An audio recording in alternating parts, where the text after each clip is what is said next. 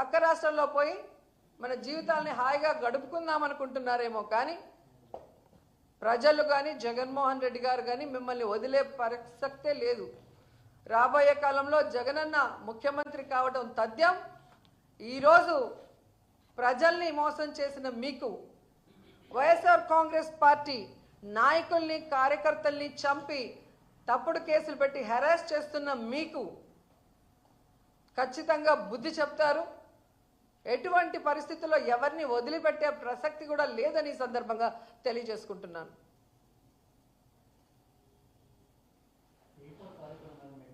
లేదండి,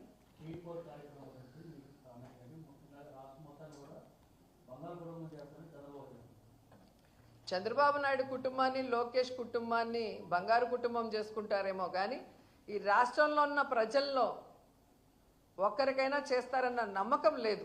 నాకే కాదు, ప్రజలకు కూడా లేదు అనేది మొన్న ఆయన మీటింగ్ జరుగుతుంటే ప్రజలందరూ లేచి వెళ్ళిపోవటం మనం కళ్ళారా చూసాం. మీటింగ్కి వెళ్ళే ముందేమో పిల్లలు మీటింగ్కి రండ్రా, ఆడవాళ్ళు మీటింగ్కి రండ్రా అని రోడ్లో ఆయనే ఒక సీఎంఏ అందరినీ అడుక్కునే పరిస్థితి. అండ్ ఆయన మాట్లాడేటప్పుడు అందరూ వెళ్ళిపోతున్నారంటే అర్థం ఏంటి? తానిచ్చిన వాగ్దానాలు ఏదీ నెరవేర్చని ఈ పెద్ద మనిషి మళ్ళీ అబద్ధాలు చెప్పడమే పనిగా పెట్టుకున్నాడు. వీటి వల్ల ఏ ఉపయోగం లేదు అనేది ప్రజలకే అర్థమైపోయింది. మనం చెప్పడం కన్నా మనం చెప్పక ముందే వాళ్ళు అర్థం చేసుకొని వెళ్ళిపోవడం అనేది కళ్ళారా కనిపిస్తుంది.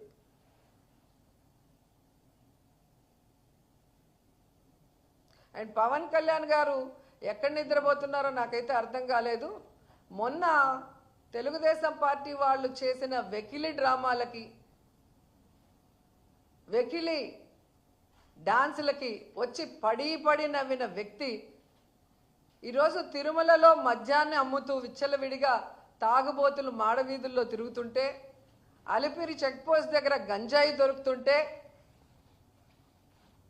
ఈ సనాతన యోధుడు ఎక్కడికి వెళ్ళాడు? ఎందుకు ఈరోజు తిరుమల మెట్లు కడగట్లేదని ప్రశ్నిస్తున్నా.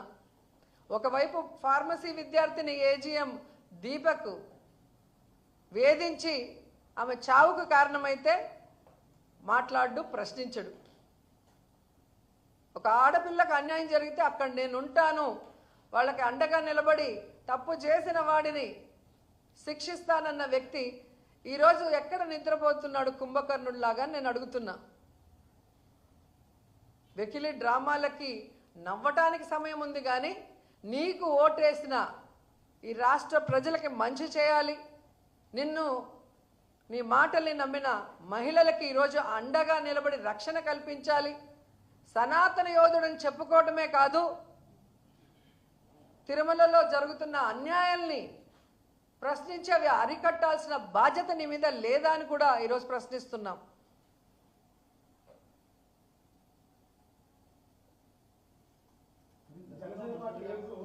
పార్లమెంట్లో వక్ఫ్ బోర్డు బిల్ సందర్భంగా 2 ఎంపీలు కలిగిన జనసేన పార్టీ కూడా బీజేపీకి సపోర్ట్ చేస్తూ ఇచ్చేస్తున్నది వక్ఫ్ బిల్ అమెండ్మెంట్ బిల్.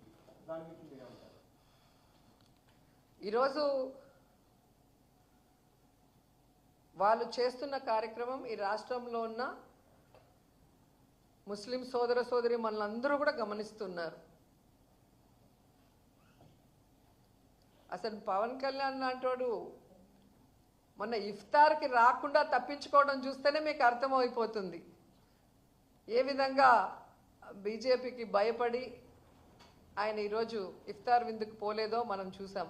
అలాంటి వ్యక్తి ఈరోజు ఓటు వేయకుండా ఉంటాడని ఎవరు అనుకోరు, కానీ వీళ్ళకి ఖచ్చితంగా ముస్లిం సోదర సోదరుమణులు త్వరలో బుద్ధి చెప్తారు, చంద్రబాబు నాయుడుకి కానీ పవన్ కళ్యాణ్కి కానీ.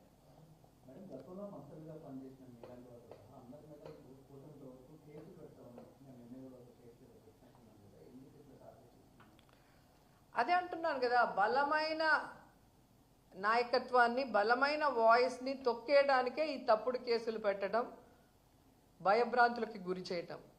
ఈరోజు వాళ్ళు ఇచ్చిన సూపర్ 6 ఫెయిల్యూర్ అయ్యారు, అది ఎవరు మనం అడగకూడదు. లా అండ్ ఆర్డర్ ఫెయిల్యూర్ అయ్యారు, అది మనం ఎవరము అడగకూడదు. అలాగే ఒక్క ఏడాదిలోనే 1,52,000 కోట్ల అప్పులు చేసి ఆ డబ్బు ఒక సంక్షేమ పథకం ఇవ్వకుండా ఎవరి జోబుల్లోకి వెళ్తుందో